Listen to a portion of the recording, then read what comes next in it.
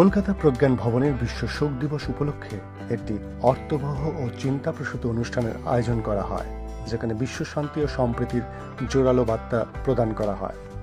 প্রজ্ঞান ফাউন্ডেশনের সভাপতি doctor S K. Agarwal তার বক্তব্যে মধ্যপ্রাচ্যের চলমান সংঘাত অবিলম্বে বন্ধ করার আহ্বান জানান। অনুষ্ঠানে প্রধান অতিথি হিসেবে উপস্থিত ছিলেন পরম শ্রদ্ধেয় বিশুদ্ধজিত ভিক্ষু।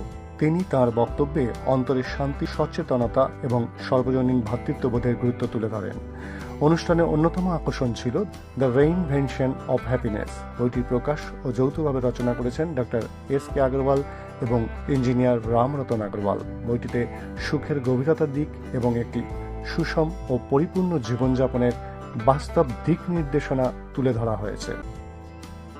অনুষ্ঠানের শেষে উপস্থিত বিশিষ্ট অতিথিরা তাদের অনুপ্রেরণামূলক বক্তব্যে সুখ, শান্তি, সমষ্টির কল্যাণের গুরুত্ব পুনর্ব্যক্ত করেন। সনাতন মাহাপুদের রিপোর্ট, খবরের বাজার।